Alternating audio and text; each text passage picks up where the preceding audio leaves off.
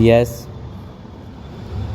अधिवक्ता द्वारा किया गया कथन वास्तव में सही कारण हो सकेगा। क्यों? दो साक्षियों की प्रति परीक्षा उनकी मुख्य परीक्षा की समाप्ति नहीं की गई थी।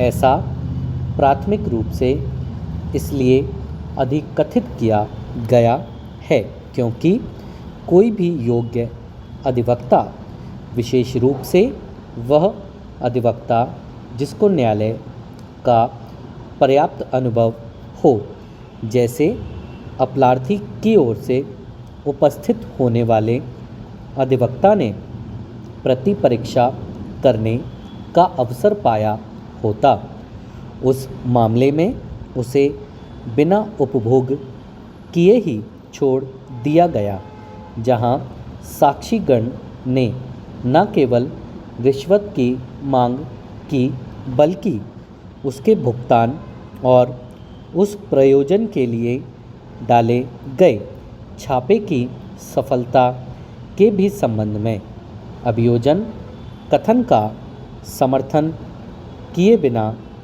इसे कहने का कोई लाभ नहीं है कि प्रत्येक अभियोजन साक्षी की प्रतिरक्षा पक्ष द्वारा प्रतिरक्षा पक्ष एतद्वारा साबित किए जाने वाले इप्सित तथ्य को विवादित करता है। औपचारिक साक्षियों की उस समय सदैव प्रति परीक्षा नहीं की जाती यदि प्रतिरक्षा पक्ष उसे विवादित नहीं करता जो कुछ उस पुरुष महिला के अभिसाक्ष्य के संदर्भ द्वारा साबित किए जाने की अपेक्षा की जाती है। प्रतिपरीक्षा करने का विनिश्चय तो साधारणतः अभिसाक्ष्य की प्रकृति द्वारा मार्ग निर्देशित होता है और इससे भी कि क्या यह अभियुक्तों को अपराध में आलिप्त करता है। हस्तगत मामले की ही तरह के मामले में जहां आ सा एक के रूप में परीक्षित परिवादी एवं आ सा दो के रूप में परीक्षित प्रतिबिंब साक्षी ने स्पष्ट रूप से अपराधी की ओर इंगित किया था और न केवल रिश्वत की मांग के संबंध में अभियोजन कथन का बल्कि अपराधी द्वारा उसकी प्राप्ति के संबंध में भी समर्थन किया गया था। प्रतिरक्षा पक्ष द्वारा उनकी प्रति परीक्षा न करने का कोई प्रश्न ही नहीं था। निसंदेह दो साक्षियों ने अपराधी के विरुद्ध मामले का मूल आधार उपलब्ध कराया और यदि उनका परिसाक्ष्य चुनौती के बिना ही बना रह गया है तो अपराधी के लिए सुनवाई प्रक्रम पर तर्क देने के लिए कुछ भी नहीं था।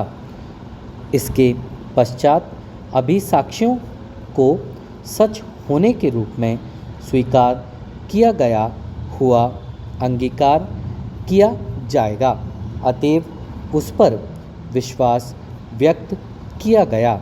Stop para. इसलिए दो अभियोजन साक्षियों की प्रति परीक्षा में अपराधी के अधिवक्ता द्वारा इस कारण नहीं की गई थी कि अपराधी के विरुद्ध उनके परिसाक्ष्य में अपराध में फंसाए जाने वाले कुछ भी नहीं था, बल्कि इस कारण कि अपराधी के अधिवक्ता का आशय वास्तव में छापा डालने वाले अधिकारी की परीक्षा किए जाने के पश्चात उनकी प्रति परीक्षा करने का था। यह तथ्य कि अपराधी ने इस प्रभाव का औपचारिक आवेदन नहीं किया और न ही प्रति परीक्षा के समय न्यायालय के समक्ष उस प्रभाव का मौखिक अनुरोध तक भी प्रस्थगित नहीं किया गया था।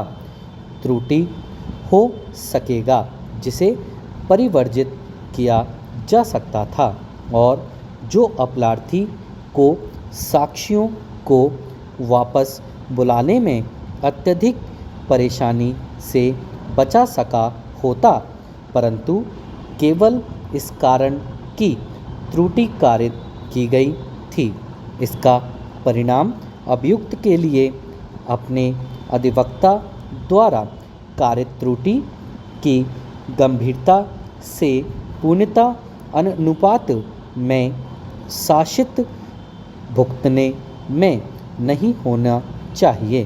प्रति परीक्षा के लिए साक्षियों को वापस बुलाने के अवसर का प्रत्याख्यान करना अपराधी की साक्षियों के कथन की शुद्धता एवं उनकी विश्वसनीयता को चुनौती देने का उसको अवसर दिए बिना भर्त्सना करने की कोटि में आएगा। स्टॉप।